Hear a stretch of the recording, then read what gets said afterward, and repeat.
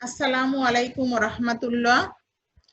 জাতীয় বিশ্ববিদ্যালয়ের অনলাইন ক্লাসে সবাইকে স্বাগতম।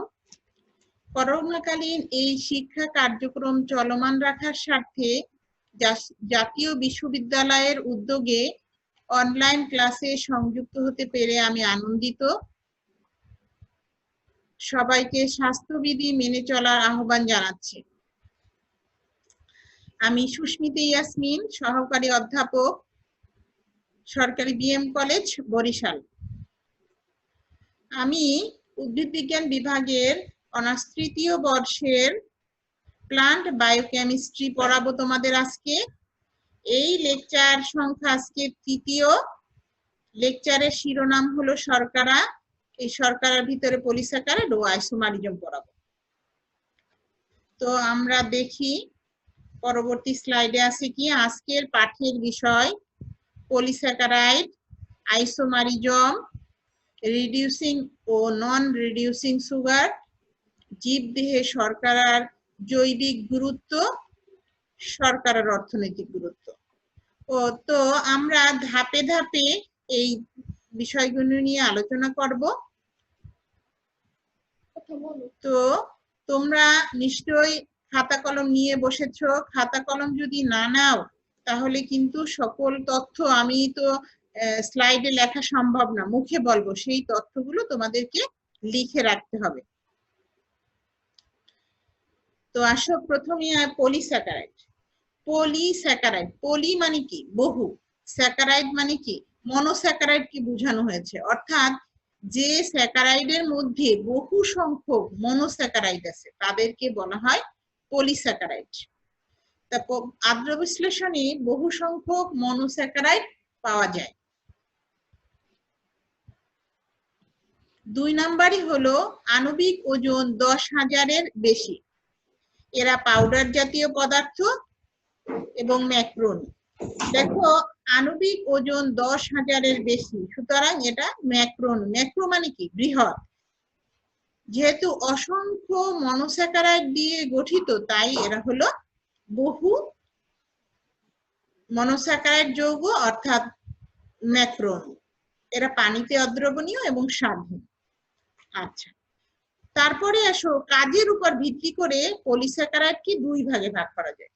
অর্থাৎ পলিস্যাকারাইড কি কি কাজ করে, একটা হলো সঞ্চিত পলিস্যাকারাইড আর একটা হলো গঠনগত পলিস্যাকারাইড। প্রথমটা হলো সঞ্চিত পলিস্যাকারাইড। আমরা জানি সঞ্চিত মানে কি সঞ্চয় করে রাখা। এই উদ্ভিদ দেহে একটা সঞ্চিত পলিস্যাকারাইড আছে আর প্রাণী দেহে একটা সঞ্চিত পলিস্যাকারাইড আছে। রায়হান বলতে পারো উদ্ভিদ দেহের সঞ্চিত পলিস্যাকারাইডের নাম কি? স্টার্চ। আর প্রাণীদেহের সঞ্চিত খাদ্যের নাম হলো গ্লাইকোজেন। ঠিক আছে, তো এই সঞ্চিত পলিস্যাকারাইড হলো স্টার্চ, গ্লাইকোজেন, ইনুলিন ইত্যাদি। পরেরটা আসো গঠনগত পলিস্যাকারাইড। এরা উদ্ভিদ দেহের গাঠনিক উপাদান হিসেবে অবস্থান করে, অর্থাৎ গঠন করে। উদ্ভিদ দেহ কি দিয়ে গঠিত? কোষ দিয়ে গঠিত। তাহলে কোষের গঠন উপাদান। তাহলে কোষের আকার দেয় কে? কোষ প্রাচীর এবং কোষ ঝিল্লি, দুইটা। তো উদ্ভিদের স্পেশাল বৈশিষ্ট্য হলো উদ্ভিদের মধ্যে কি আছে? কোষে কোষ প্রাচীর আছে, যেটা প্রাণী দেহে নাই। এই কোষ প্রাচীরটার প্রধান উপাদানই হলো সেলুলোজ। সেলুলোজ একটা শক্ত খসখসে পদার্থ, এই জন্য উদ্ভিদের কোষ প্রাচীরটা হয় শক্ত। আর প্রাণী দেহের কোষ প্রাচীর বা কোষগুলো কিন্তু নরম, কিন্তু উদ্ভিদ দেহেরটা শক্ত, কারণ এটাই সেলুলোজ দ্বারা কোষ প্রাচীর গঠিত এবং কোষ প্রাচীরটা হলো শক্ত পদার্থ। সুতরাং সেলুলোজও গঠনগত পলিস্যাকারাইডের উদাহরণ। আর এছাড়া আছে কি হেমিসেলুলোজ, পেকটিক পদার্থ ইত্যাদি। এই গেল আমাদের 2 ধরনের কাজের উপর ভিত্তি করে। একটা কি বলেছি সঞ্চিত পলিস্যাকারাইড, আর একটা হলো গঠনগত পলিস্যাকারাইড। এরপরে আসো আদ্র বিশ্লেষণে প্রাপ্ত বস্তুর উপর ভিত্তি করে পলিস্যাকারাইডকে 2 ভাগে ভাগ করা যায়, যথা হোমো পলিস্যাকারাইড আর একটা হলো হেটারো পলিস্যাকারাইড। হোমো মানে কি? হোমো মানে একই, অর্থাৎ যে পলিস্যাকারাইডকে আর্দ্র বিশ্লেষণ করলে একই ধরনের মনোস্যাকারাইড পাওয়া যায়। ঠিক আছে, অর্থাৎ একই ধরনের যেটা হবে উপাদানটা হবে একই ধরনের কিন্তু অসংখ্য। যেমন স্টার্চ, স্টার্চ লিখে দেখো আমি ব্র্যাকেটে লিখেছি যে আলফা গ্লুকোজ, অর্থাৎ স্টার্চকে যদি আর্দ্র বিশ্লেষণ করা হয় তাইলে শুধুমাত্র আলফা গ্লুকোজ পাওয়া যাবে, অন্য কোনো উপাদান পাওয়া যাবে না। আবার সেলুলোজকে যদি আর্দ্র বিশ্লেষণ করি তাহলে কেবলমাত্র বিটা গ্লুকোজ পাওয়া যাবে। আর গ্লাইকোজেনকে যদি আর্দ্র বিশ্লেষণ করি তাহলে এক্ষেত্রে আলফা গ্লুকোজ পাওয়া যাবে। তো এই হলো আমাদের হোমোপলিস্যাকারাইড। এখন আসো হেটারোপলিস্যাকারাইড। হেটারোপলিস্যাকারাইডে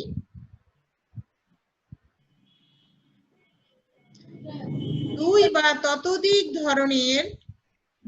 বা ততোধিক ধরনের মনোস্যাকারাইড পাওয়া যাবে, অর্থাৎ এই পদার্থগুলোকে যদি আমরা আর্দ্র বিশ্লেষণ করি তাহলে একাধিক ধরনের মনোস্যাকারাইড পাওয়া যাবে, যেমন গাম, পেকটিন, হেমিসেলুলোজ, অর্থাৎ এগুলোর সাথে সেলুলোজের সাথে হেমি যুক্ত আছে, অর্থাৎ বিটা গ্লুকোজের সাথে আরো অন্য ধরনের মনোস্যাকারাইড পাওয়া যাবে। সুতরাং সেটা হবে হেটারোপলিস্যাকারাইড। এই হলো আমাদের কাজের উপর ভিত্তি করে এবং আর্দ্র বিশ্লেষণের উপর ভিত্তি করে পলিস্যাকারাইডের শ্রেণীবিন্যাস। এখন তোমাদের সিলেবাসে এই পলিস্যাকারাইডের তিনটা উদাহরণ বিশেষভাবে পড়ার জন্য বলা হয়েছে। একটা হলো স্টার্চ, একটা গ্লাইকোজেন, আর একটা হলো সেলুলোজ। এই তিনটা পলিস্যাকারাইডের গঠন, ধর্ম, স্ট্রাকচার এগুলো আমাদেরকে খুব সুন্দরভাবে জানতে হবে। তো একটু স্টার্চ হলো উদ্ভিদের সঞ্চিত খাদ্য। আমি আগেই বলেছিলাম যে খাদ্যটা তৈরি করে সালোকসংশ্লেষণ প্রক্রিয়ায় সেই গ্লুকোজটা পরস্পরের সাথে গ্লাইকোসাইডিক বন্ডের মাধ্যমে যুক্ত হয়ে স্টার্চে পরিণত হয়। স্টার্চ সঞ্চিত হিসাবে থেকে দুইটা কাজ করে। একটা, উদ্ভিদের খাদ্য যখন দরকার হয় ভেঙে শক্তিতে রূপান্তরিত হয়, এবং যেটা দরকার হয় না সেটা মানুষের অথবা জীবের খাদ্য হিসেবে জমায় রাখে। এই হলো স্টার্চ। তো পরে দ্বিতীয় লাইনটায় আসো, আছে কি আলফা গ্লুকোজের স্বল্প শাখান্বিত হোমোপলিমার। এখানে অনেকগুলো তথ্য আছে। প্রথমে আসো আলফা গ্লুকোজ। তোমাদের নিশ্চয়ই মনে আছে গত ক্লাসে পড়িয়েছিলাম আলফা গ্লুকোজ কি। আলফা গ্লুকোজ হলো 1 নম্বর কার্বনে হাইড্রোক্সিল মূলকটা কোথায় থাকবে? নিচে থাকবে না উপরে থাকবে? ম্যাম নিচে থাকবে। নিচে থাকবে, জি গুড। তাহলে নিচে থাকবে। এই আলফা গ্লুকোজের স্বল্প শাখান্বিত, অর্থাৎ শাখা থাকবে কিন্তু শাখার সংখ্যা থাকবে কম। আর হোমোপলিমারের ব্যাখ্যাটাও আমি পেছনে আজকেই দিয়েছি, অর্থাৎ একই ধরনের গ্লুকোজ পাওয়া যাবে, আলফা গ্লুকোজ, অন্য কিছুই পাওয়া যাবে না। তারপরে আসো এর দুটি অংশ, এক হলো অসাত অ্যামাইলোজ আর একটা অংশ হলো অ্যামাইলোপেকটিন। অসাত অ্যামাইলোজটা কি? এরা একটা গ্লুকোজ শর্করার মধ্যে মানে স্টার্চের মধ্যে 15 থেকে 25% থাকবে অ্যামাইলোজের মধ্যে, আর অ্যামাইলোপেকটিনে 75 থেকে 85 ভাগ হবে অ্যামাইলোপেকটিনে। এই ব্যাখ্যাটা আমি আরেকটু ভালো এই নিচে ফিগার দিয়ে বুঝাবো। তারপরে আসো অ্যামাইলোজে যে আলফা গ্লুকোজ গুলো থাকবে তারা দেখো, এখন লক্ষ্য করো এখানে নিচে লম্বা শিকলটার দিকে লক্ষ্য করো। একটা গ্লুকোজ আছে, পরে গ্লুকোজ, মোট 5টা গ্লুকোজ দেওয়া আছে। এই 5টা গ্লুকোজের প্রত্যেকটা আলফা গ্লুকোজ, যেহেতু দেখো বন্ডটা নিচের দিকে এবং অক্সিজেনটা নিচের দিকে, তাহলে আমরা বলেছিলাম কি রিং এর অক্সিজেনের পরবর্তী কার্বনটা হলো 1 নাম্বার কার্বন। তাহলে এখানে শনাক্ত করে দিই, এই যে 1 নাম্বার কার্বন, এই 1 নাম্বার কার্বনের সাথে 4 নাম্বার পরবর্তী গ্লুকোজটার 4 নাম্বারের সাথে একটা গ্লাইকোসাইডিক বন্ড হবে। এরকম দেখো প্রত্যেকটার 1 নাম্বারের সাথে 4 নাম্বার আবার সেইটারই 1 নাম্বার খালি আছে, সেই 1 নাম্বারের সাথে 4 নাম্বার, 1 নাম্বারের সাথে 4 নাম্বার, 1 নাম্বারের সাথে 4 নাম্বার, এরকম করে আলফা 1,4 গ্লাইকোসাইডিক লিংকেজ বা বন্ড দ্বারা পরস্পরের সাথে যুক্ত থাকবে। কে থাকবে? এই অসাক অ্যামাইলোজ, অর্থাৎ এই লম্বা শিকলটা যেটা 5টা দেয়া আছে সেটা একটা লম্বা শিকল। এই শিকলে কেবলমাত্র আলফা 1,4 গ্লাইকোসাইডিক বন্ড হবে। ঠিক আছে, এই লম্বা শিকলটায় 200 থেকে 1000 পর্যন্ত গ্লুকোজ থাকতে পারে। এই হলো আমাদের অ্যামাইলোজের গঠনের কথা বললাম। তারপরে বলছি কি অ্যামাইলোপেকটিন। এই অ্যামাইলোপেকটিনে তাহলে এই যে 200 থেকে 1000 পর্যন্ত গ্লুকোজ থাকবে, এইটা হলো টোটাল স্টার্চের 15 থেকে 25%। এখন বুঝা ক্লিয়ার হয়েছে? আর অ্যামাইলোজে যে অ্যামাইলোপেকটিনের মধ্যে যে গ্লুকোজটা থাকবে তার শতকরা হার হবে 75 থেকে 85%। এখানে দেখো আলফা 1,6 বন্ডে যুক্ত থাকবে, আর বলছি কি 2000 থেকে 50,000 পর্যন্ত গ্লুকোজ থাকতে পারে। এখন দেখো এটার ব্যাখ্যাটা আমি বলতেছি, এখানে তাকাও, দেখো এই যে লম্বা শিকলটার 4 নাম্বার গ্লুকোজের দিকে তাকাও, সেখানে দেখো 5 নাম্বারের পরে 6 নাম্বার আছে বাইরের দিকে, প্রত্যেকটা 6 নাম্বার কিন্তু বাইরে। এই 6 নাম্বারের সাথে শাখা যেটা আছে উপরে 3টা, এটা হলো শাখা, অর্থাৎ এইটাই হলো অ্যামাইলোপেকটিন। এই অ্যামাইলোপেকটিনের 1 নম্বরের সাথে অ্যামাইলোজের 6 নাম্বারের বন্ড হয়েছে। এই 6 নম্বরে কি ছিল? ছিল হলো CH2OH। সেই CH2OH এর একটা OH চলে গেছে, আর ওই 1 নাম্বার কার্বনে যেহেতু আলফা কার্বন, সুতরাং এই আলফা কার্বনের নিচের দিকে একটা OH ছিল, সেই OH চলে গেছে, বের হয়ে গিয়ে এখনো পানি বের হয়েছে, আর একটা অক্সিজেন থেকে গেছে, সেই অক্সিজেনের একটা গ্লাইকোসাইডিক বন্ড তৈরি হয়েছে। তাইলে আমরা কি বলবো? বলবো হলো অ্যামাইলোপেকটিন 1,6 এ লিংক গঠন করবে বা লিংকেজ হবে বা বন্ড হবে। তাইলে কি হবে? আবার বলতেছি, অ্যামাইলোজের 6 নাম্বারের সাথে অ্যামাইলোপেকটিনের 1 নাম্বারের সাথে একটা অক্সিজেনের বন্ড হবে, যেটার নাম বলছিলাম গ্লাইকোসাইডিক বন্ড। ঠিক আছে, তারপরে দেখো শাখায় যে গ্লুকোজ গুলো আছে সেই গ্লুকোজ গুলো কিন্তু 1,4 এ যুক্ত হবে। অর্থাৎ অ্যামাইলোপেকটিনের নিজেরা যে গ্লুকোজ গুলো যুক্ত হবে তারা অবশ্যই 1,4 এ যুক্ত হবে, কিন্তু প্রধান শাখা অ্যামাইলোজের সাথে অ্যামাইলোপেকটিন 1,6 এ যুক্ত হবে। এতটুকু ক্লিয়ার? সমস্যা আছে কোথাও? এখানে থাকার কথা না। তারপরে আসো যে আমরা আরো বলবো কি, এই যে যেহেতু আমরা বলছি কি স্বল্প শাখান্বিত, দেখো 2 নম্বর বৈশিষ্ট্য বলেছিলাম স্বল্প শাখান্বিত। এই স্বল্প শাখান্বিত মানে কি?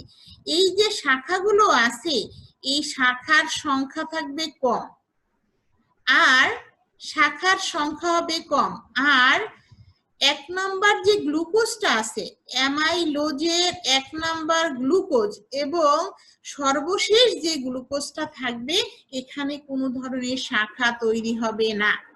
শাখা হবে 1 নাম্বার এবং শেষেরটার মাঝে যে গ্লুকোজ থাকবে সেই গ্লুকোজ থেকে অল্প সংখ্যক শাখা বের হবে, কিন্তু প্রতিটা শাখায় 25 থেকে 30টা পর্যন্ত গ্লুকোজ থাকবে। এই তথ্যগুলো একটু লেখো খাতায়, না হয় মনে থাকবে না। বলছি কি, আবার বলি যে 1 নাম্বার গ্লুকোজ অ্যামাইলোজের 1 নাম্বার গ্লুকোজ এবং শেষ গ্লুকোজে কোনো ধরনের শাখা তৈরি হবে না, এবং ভেতরের গ্লুকোজে যে শাখা তৈরি হবে তার সংখ্যা হবে কম, কিন্তু শাখায় গ্লুকোজের সংখ্যা থাকবে 24, 25 থেকে 30 পর্যন্ত। ঠিক আছে, এই হলো আমাদের স্টার্চের গঠন। এখন স্টার্চকে যদি আয়োডিনের দ্রবণে দেয়া হয় আমরা কিভাবে চিনবো যে এটা স্টার্চ, গ্লাইকোজেন, সেলুলোজ? এটার পরীক্ষাটা হলো আয়োডিনের পরীক্ষা। আয়োডিনের দ্রবণে যদি স্টার্চকে দেয়া হয় তাহলে এ কালচে নীল বর্ণ ধারণ করবে। কালচে নীল বর্ণ ধারণ করলে আমরা বুঝবো এটা হলো স্টার্চ। আচ্ছা, আশা করি এ পর্যন্ত তোমাদের স্বচ্ছ একটা ধারণা হয়েছে। এরপরে ম্যাম একটু বলো। ম্যাম অ্যামাইলোপেকটিনটা একটু ওইখান দিয়ে একটু বুঝিয়ে দিলে একটু ভালো হইতো, কোনখান একটু কম থেকে বলো? বুঝছি। ম্যাম এই যে শাখাটা তৈরি হয়েছে না, এই যে অ্যামাইলোজের সাথে শাখাটা যে হয়েছে, পেকটিনের। হ্যাঁ শাখাটা হয়েছে, আবার বলি তাহলে, প্রথম যে গ্লুকোজ এবং শেষ গ্লুকোজ হয়েছে কোনো শাখা বের হবে না। তারপরে বলছি কি মাঝের গ্লুকোজ থেকে শাখা বের হবে, সেই শাখা যে গ্লুকোজের সাথে বন্ড তৈরি করবে তার তো 1 নম্বর আর 4 নম্বর ফিল আপই, তাই না? লম্বা সিকল হিসেবে 1 নম্বর 4 নম্বর ফিল আপ না, তার 6 জি নাম্বার ম্যাম। খালি আছে। এই 6 নাম্বার গিয়ে শাখার যে প্রথম গ্লুকোজটা হবে সেই গ্লুকোজের 1 নাম্বারের সাথে যুক্ত হবে। কিন্তু দেখো 1 নাম্বার, তাহলে সে 1 নাম্বার বন্ধ হয়ে গেছে, আর তো ধরতে পারবে না হাত। তারপরে কি করবে, সে যখন আবার অন্য গ্লুকোজের তার সাথে যুক্ত হবে তখন সে 4 নাম্বারের সাথে 1 নাম্বারে যুক্ত হবে, ঠিক আছে? জি ম্যাম, তারপরে আবার ক্লিয়ার। 4 জি নাম্বার তার ক্লিয়ার। খালি, 4 নাম্বার আবার সে 1 নাম্বারের সাথে যুক্ত হবে, এরকম করে করে বন্ডটা তৈরি হবে। আর আমরা এইটা ব্র্যাকেট দিয়ে দেখাবো, যে আমরা আমরা ব্র্যাকেট দিয়ে দেখাবো যে n সংখ্যক গ্লুকোজ আছে আর কি, না হয়তো এরকম লম্বা শিকল তো আঁকা সম্ভব না। সেজন্য আমরা কি করব হলো ব্র্যাকেট দিয়ে n দিয়ে বুঝাবো যে এতগুলো সংখ্যার গ্লুকোজ আছে। আচ্ছা, তারপরে আসো গ্লাইকোজেন।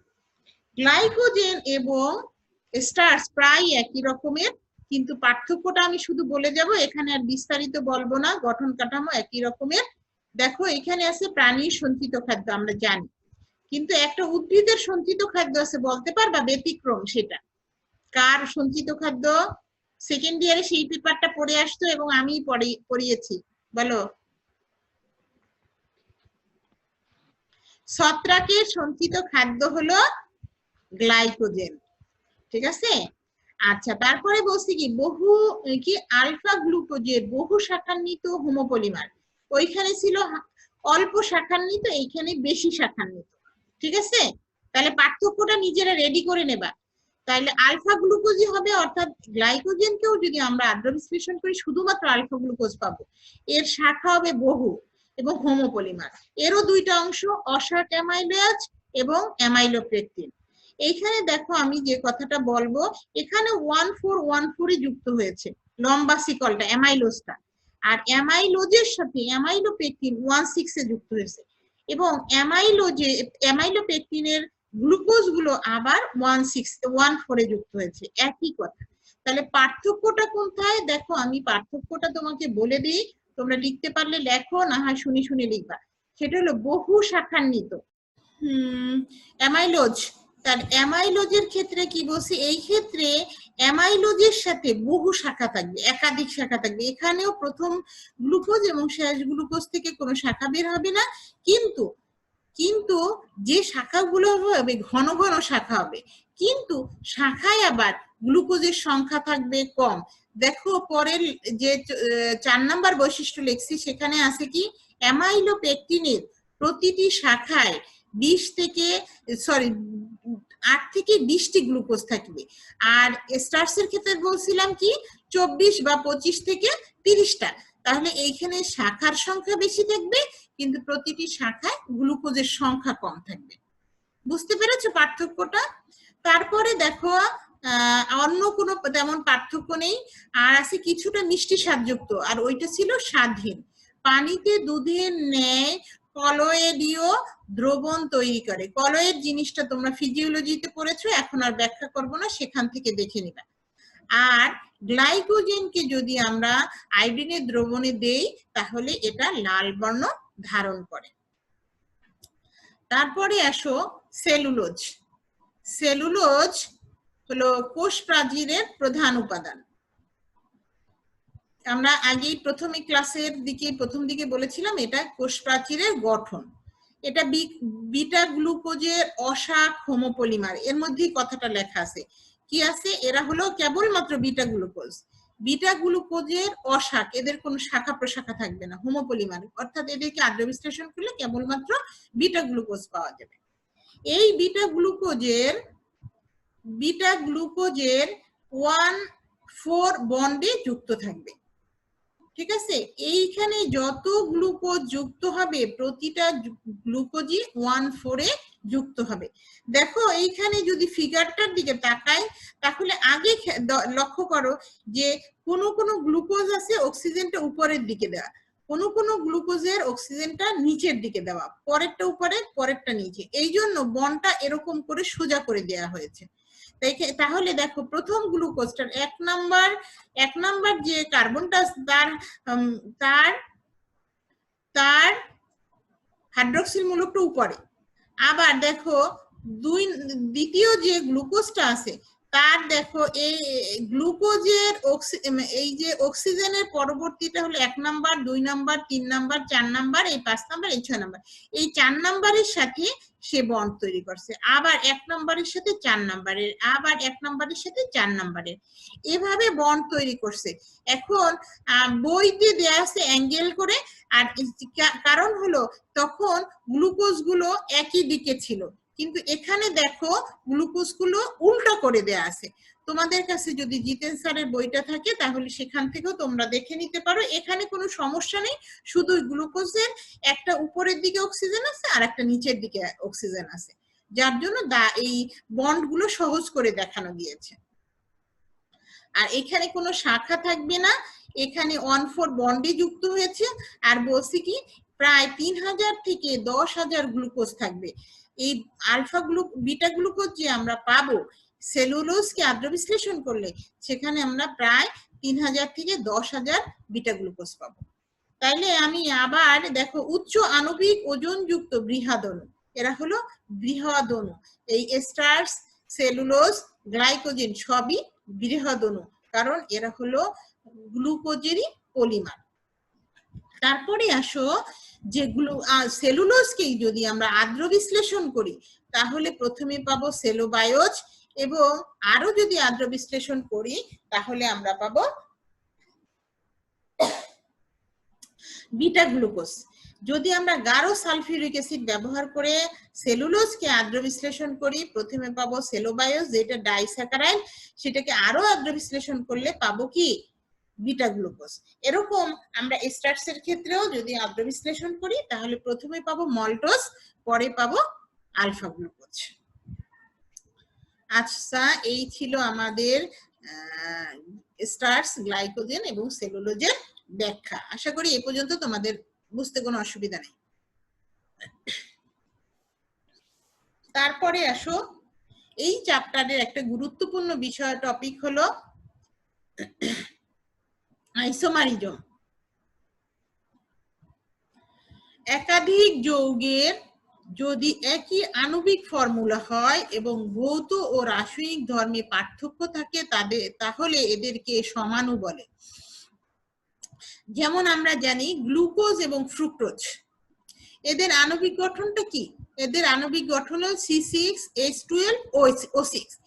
এই C6H12O6 যদি বলি তাহলে তোমরা বললে আমি বলতে পারবো না যে এটা গ্লুকোজের বলছো না ফ্রুক্টোজের বলছো, কারণ দুটোটার একই আণবিক সংকেত, কিন্তু এদের ভৌত এবং রাসায়নিক ধর্মে পার্থক্য রয়েছে। কারণ কি বলতো, পার্থক্য কোথায় রয়েছে? এদের মূলকের মধ্যে পার্থক্য রয়েছে। তো আমরা এটা পরে দেখবো। আর একটা বিষয় বলতে চাই, সেটা হলো আইসোমারিজম মূলত কেমিস্ট্রির ব্যাপক আলোচনার বিষয়, আমাদের এখানে খুবই সংক্ষিপ্ত রূপে আছে, তো আমি সংক্ষিপ্ত রূপে তোমাদের উপযোগী করে তুলে ধরার চেষ্টা করব। তারপরে আসো আইসোমারিজম দুই প্রকার, যথা গঠনগত আইসোমারিজম বা সমানতা আর আলোক বা স্টেরিও সমানতা। দেখো গঠনগত সমানতা, এক্ষেত্রে আইসোমারের একাধিক আণবিক ফর্মুলা থাকে কিন্তু এদের গঠনের দিক থেকে পার্থক্যযুক্ত, অর্থাৎ এদের পরমাণু সজ্জায় পার্থক্য থাকে। যেমন আমি বলেছিলাম গ্লুকোজ ও ফ্রুক্টোজ, এদের আণবিক ফর্মুলা দেখো C6H12O6, কিন্তু এদের গাঠনিক যদি ফর্মুলাটা দেখো, গঠনের দিক দিয়ে দেখো যে, তাহলে দেখবা কি এইখানে একটা হাইড্রোক্সিল মূলক আছে, এই হাইড্রোক্সিল মূলকটা উপরের দিকে, অর্থাৎ এইটা হলো গ্লুকোজটা হলো অ্যালডিহাইড CH3 এক নাম্বার কার্বনটা, কিন্তু এখানে দেখো এক নাম্বার কার্বনে ফ্রুক্টোজের ক্ষেত্রে CH2OS, আবার দেখো গ্লুকোজে 2 নাম্বার কার্বনে থাকবে টোটাল করলে CH2S, কিন্তু এই ফ্রুক্টোজে আছে কিটোমূলক একটা অক্সিজেন, কিন্তু টোটালে গিয়ে আমরা দুটোটাই দেখবো C6H12O6 এই জিনিসটা দেখা যাচ্ছে। ঠিক আছে, তো আমাদের এইখানে দেখো যে পরমাণু সজ্জার পার্থক্য, অর্থাৎ টোটাল ঠিক আছে কিন্তু অবস্থানে ভিন্ন আছে, তাই এইটাকে বলা হয় গঠনগত সমানতা। তারপরে আসো আলোক সমানতা। আলোক সমানতা বা স্টেরিও সমানতা, এরা একই আণবিক ফর্মুলা যুক্ত, এরাও কিন্তু একই আণবিক ফর্মুলা থাকবে এবং একই গঠনযুক্ত, এদের গঠনই এক, কিন্তু এদের পরমাণুর স্থানিক সজ্জায় পার্থক্য আছে, অর্থাৎ পরমাণুর স্থানের সজ্জায় পার্থক্য। আমরা উদাহরণ দিলেই ভালো বুঝতে পারবো বাকিটা। তারপরে দেখো যে এই আলোক বা স্টেরিও সমানতা 2 প্রকার, যথা জিওমেট্রিক আইসোমারিজম আর আরেকটা আছে সেটা পরে দেখতেছি। এটা দেখো যে এখানে দুটো ফর্মুলা দেখি, আগে উদাহরণ দেখি তারপরে ব্যাখ্যাটা বলি। এটা ম্যালিক অ্যাসিড আর একটা হলো ফিউমারিক অ্যাসিড। এদের যত ধরনের অক্সিজেন সংখ্যা আছে, অক্সিজেন আছে 4টা, কার্বন আছে 4টা এবং হাইড্রোজেনও আছে 4টা, দুইটাই একই সংখ্যায় আছে দেখো, কিন্তু এদের অবস্থানে, তারপর দেখো একটা দ্বিবন্ধন আছে কার্বন কার্বনে, দুইটারই কার্বন কার্বনে দ্বিবন্ধন আছে। আর কিন্তু এদের মধ্যে পার্থক্যটা কি, ফিউমারিক অ্যাসিডে দেখো ট্রান্স অবস্থানে আছে, ট্রান্স অবস্থান সিস অবস্থান মনে আছে, প্রান্তে প্রান্তে থাকলে হলো ট্রান্স অবস্থান আর একই দিকে থাকলে সিস অবস্থান।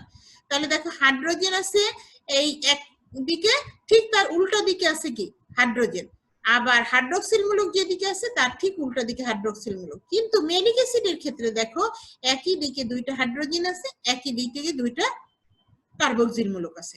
তাহলে আমরা ক্লিয়ার যে জিওমেট্রিক আইসোমারিজমটা কি আগে উদাহরণ দিয়ে বুঝলাম। এখন আসো ব্যাখ্যায়। বসে কি কার্বন শৃঙ্খলে সাধারণত একটি দ্বিবন্ধন থাকায় জিওমেট্রিক্যাল আইসোমারিজম সৃষ্টি হয়। একটা থাকতে পারে, একাধিক থাকতে পারে, সেটা আমাদের বিষয় না। বিষয় হলো দেখো এইখানে ওই কথাটাই বলা হয়েছে, একটা দ্বিবন্ধন থাকতে হবে এই যৌগটায়, আর কি হবে সিস এবং ট্রান্স অবস্থানে তাদের মূলকগুলো অবস্থান করবে, এরকম হলে তাকে বলা হবে জিওমেট্রিক আইসোমারিজম। তারপরে আসো আলোক বা অপটিক্যাল সমানতা। শর্করার মধ্যে এই ধরনের সমানতা বেশি দেখা যায় যখন কোনো সুগারে এক বা একাধিক অপ্রতিসম কার্বন ধারণ করে তখন এ ধরনের আইসোমার সৃষ্টি হয়। তাহলে অপ্রতিসম কার্বনটা কি, বা কাইরল কার্বন, সেকেন্ড ইয়ারে নন মেজর অবশ্যই পড়েছো, এখন কতটুকু মনে আছে আমি ঠিক জানি না। তো দেখো বলা হয়েছে কি অ্যালডোজ সুগারে 1 নম্বর কার্বন এবং সর্বশেষ কার্বন বাদে অভ্যন্তরীণ কার্বন সমূহকে অপ্রতিসম কার্বন বা কাইরল কার্বন বলে। কাইরল বা কার্বন, এখন দেখো কি বলা হয়েছে এখানে, এখানে প্রথম বলা হয়েছে এই যে একটা 1 নম্বর কার্বন অ্যালডিহাইড মূলকটা এবং শেষ কার্বনটা, এইটা বাদে মাঝখানে যে কার্বনগুলো থাকবে অর্থাৎ 4টা কার্বন থাকবে, এই 4টা কার্বনকে বলা হয় কাইরল কার্বন বা অপ্রতিসম কার্বন। কেন বলা হয় এই জন্য যে এই যৌগটার মধ্য থেকে যখন আলো প্রয়োগ করা হয়, আলো প্রবেশ করে, যেমন আমরা উদাহরণ দিয়ে আগে অন্য উদাহরণ দিয়ে বুঝাই যে টর্চের আলো এবং লাইটের আলো চারদিকে ছড়ায়, টর্চের আলো কি সোজা ছড়ায়। এখন টর্চের আলো যদি কখনো বায়ে সরে যায় অথবা ডানে সরে যায়, সেরকমই এখানেও গ্লুকোজের মধ্যে যদি আমরা আলো সোজাভাবে প্রবেশ করাই, তখন যদি কোনো যৌগ ডান দিকে বেঁকে যেতে পারে অথবা বাম দিকে বেঁকে যেতে পারে, তাহলে ডান দিকে যদি বেঁকে যায়, এই অপ্রতিসম কার্বনের মূলকগুলো যদি ডান দিকে বেঁকে যায়, তাহলে বলবো ডি গ্লুকোজ মানে ডেক্সট্রো রোটাটরি। আবার বলি আলো প্রয়োগ করার ফলে মূলকগুলো যদি ডান দিকে, হাইড্রোক্সিল মূলকগুলো যদি ডান দিকে যায় তাহলে বলবো ডেক্সট্রো রোটাটরি, আর আলো প্রয়োগ করলে যদি বাম দিকে যায় তাহলে সেটাকে বলবো লেভো রোটাটরি। ব্যাস এতটুকুই বলতে চাই, কারণ এর চেয়ে বাড়তি কেমিস্ট্রির জন্য, আমাদের বোটানির জন্য এর বেশি আর দরকার নেই। তো উদাহরণ দিয়ে তোমাদেরকে বুঝিয়েছি, এতটুকু লিখতে পারলেই খাতায় চলবে সুন্দর করে এরকম উদাহরণ দিয়ে।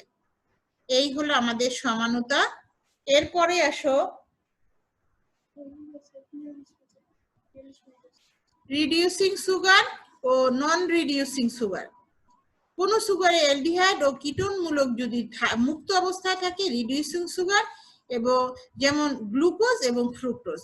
সমস্ত মনোস্যাকারাইডই রিডিউসিং সুগার। দেখো অ্যালডিহাইড মূলক এই ফিগারটা দেয়া আছে, গ্লুকোজে অ্যালডিহাইড মূলক মুক্ত এবং এইখানে কিটোন মূলকও মুক্ত। সুতরাং এরা হলো মনোস্যাকারাইড, এরা হলো কি, এরা রিডিউসিং সুগার। তারপরে আসো যদি এই অ্যালডিহাইড মূলক এবং কিটোন মূলক মুক্ত অবস্থায় না থাকে, যুক্ত অবস্থায় থাকে, তখন তাকে বলবো আমরা নন রিডিউসিং সুগার। এটা হলো সুক্রোজ। এখন একটা প্রশ্ন রেখেছি আমি যে ল্যাকটোজ এবং সুক্রোজের মধ্যে কোনটি রিডিউসিং সুগার এবং কেন? এই নন রিডিউসিং সুগার হলো ডাইস্যাকারাইড, কিন্তু কোন কোন ডাইস্যাকারাইড আবার রিডিউসিং সুগার হতে পারে। এখন আসো দেখি ল্যাকটোজ রিডিউসিং ডাইস্যাকারাইড, সুক্রোজ নন রিডিউসিং ডাইস্যাকারাইড। দেখো দুইটা ছবি দেয়া আছে, আগে ল্যাকটোজ একটি রিডিউসিং ডাইস্যাকারাইড। কেন? এই যে এইখানে তাকাও ল্যাকটোজের দিকে। ল্যাকটোজের দেখো 1 নম্বরে আছে কি, এই যে অ্যালডিহাইড মূলক, এবং 4 এইখানে দুইটা যেহেতু গ্লুকোজ, সুতরাং 1 নম্বরে থাকবে অ্যালডিহাইড মূলক। তো আমরা ল্যাকটোজকে কি বলি? ল্যাকটোজ সমান সমান আলফা গ্লুকোজ যোগ আলফা গ্লুকোজ। আর এই আলফা গ্লুকোজের 1 নম্বর এবং 4 নম্বরের সাথে বন্ড তৈরি করছে, তাহলে এইটার 1 নম্বরের অ্যালডিহাইড মূলকের হাতটা খালি আছে, অর্থাৎ এই মুক্ত। সুতরাং এইখানে একটা অ্যালডিহাইড মূলক মুক্ত আছে, এটা রিডিউসিং সুগার। কিন্তু সুক্রোজের ক্ষেত্রে আমরা বলেছিলাম কি, যে গ্লুকোজের 1 নম্বরের সাথে ফ্রুক্টোজের 2 নম্বরের যুক্ত হবে, অর্থাৎ ফ্রুক্টোজের কিটো মূলকের সাথে গ্লুকোজের অ্যালডিহাইড মূলকের সাথে যুক্ত হবে। যুক্ত হলে এর কিন্তু কোনো মূলক খালি নাই। আবার বলতেছি, গ্লুকোজের অ্যালডিহাইড মূলকের সাথে ফ্রুক্টোজের কিটো মূলকের সাথে বন্ড হয়েছে 1 নম্বর এবং 2 নম্বরে, সুতরাং এর কোনো মুক্ত মূলক নাই। এই জন্য নন রিডিউসিং সুগার, অর্থাৎ সুক্রোজ নন রিডিউসিং সুগার আর ল্যাকটোজ হলো রিডিউসিং সুগার। তারপরে আসো, এই হলো আমাদের প্রধান আলোচনা। এরপরে দেখি আমাদের জীবদেহে শর্করার জৈবিক গুরুত্ব কি কি। এই শক্তির উৎস শর্করা সঞ্চিত খাদ্য হিসেবে উদ্ভিদ দেহে জমা থাকে। তারপরে দৈহিক গঠন করে, যেমন সেলুলোজ দৈহিক গঠন করে। তারপরে জৈব অণুর কঙ্কাল হিসেবে কাজ করে। কঙ্কাল মানে কি? এটা একটা আবরণ। এই যেহেতু কোষ প্রাচীরের প্রধান উপাদান সেলুলোজ, সেজন্য শর্করাকে বলা হয় জৈব অণুর কঙ্কাল, ঠিক আছে, কার্বন কঙ্কাল। তারপরে হলো উদ্ভিদের দৃঢ়তা প্রদান করে। যে উদ্ভিদের কোষ প্রাচীর সেলুলোজ দিয়ে গঠিত, প্রচুর পরিমাণে সেলুলোজ থাকে, তারা থাকে দৃঢ়। এবং অন্যান্য পেকটিন, গাম ইত্যাদি জিনিসও থাকে কোষ প্রাচীরে, যার জন্য উদ্ভিদটা খুবই দৃঢ় থাকে। কিন্তু প্রাণীদেহ অত দৃঢ় হয় না, কারণ হলো এখানে কোনো ধরনের সেলুলোজ থাকে না।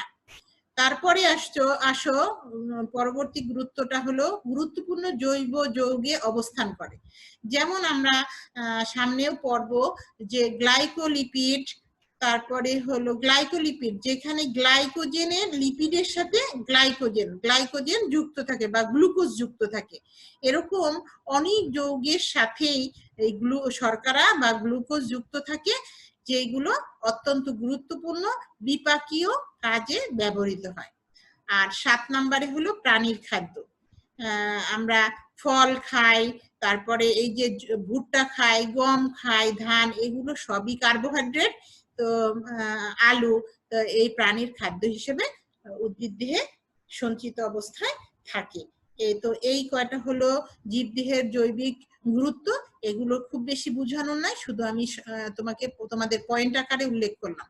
তারপরে দেখো অর্থনৈতিক গুরুত্ব, খাদ্য হিসেবে ব্যবহৃত হয়, বস্ত্র শিল্পে ব্যবহৃত হয়, আবাসন যে ঘর বাড়ি তৈরি করে, ফার্নিচার করি আমরা, এগুলোর সবই কাঠ মূলত কার্বোহাইড্রেট। তারপরে আছে কাগজ শিল্প, কাগজ শিল্পটাও কিন্তু পুরাটাই কার্বোহাইড্রেট। তারপর মিষ্টি শিল্প, মিষ্টিতে কি ব্যবহৃত হয়? গ্লুকোজ ব্যবহৃত হয়, চিনি ব্যবহৃত হয়, সুগার, ঠিক আছে। মিষ্টি শিল্পে গাজন কি? গ্লুকোজকে গাজন করে অ্যালকোহল তৈরি করা হয়। তারপর ঔষধ শিল্পে বিশেষ করে মধু ব্যবহৃত হয়। মধু একটা মিষ্টি পদার্থ, এটা গ্লুকোজ এবং অন্যান্য অনেক গ্লুকোজ আছে যা থেকে ঔষধ তৈরি করা হয়। এবং অন্যান্য কাজে কাঠের ব্যবহার, এই যে আমরা এই ঘরবাড়ি আবাসন একটা লিখছি, আবার দেখো কাঠের ব্যবহার। আবাসন বলতে ঘরবাড়িটা বোঝানো হয়েছে, এবং কাঠের ব্যবহার নৌকা, এই যে ইলেকট্রিক খাম্বা বা বাইরের জাহাজ, এইগুলো তৈরি করতেও এই কার্বোহাইড্রেট ব্যবহৃত হয়। তো এই ছিল আমার তোমাদের সাথে আজকের লেকচারের অংশ। তো এই আজকে তোমরা সবাই অ্যাড হওয়ার জন্য সবাইকে ধন্যবাদ। আল্লাহ হাফেজ।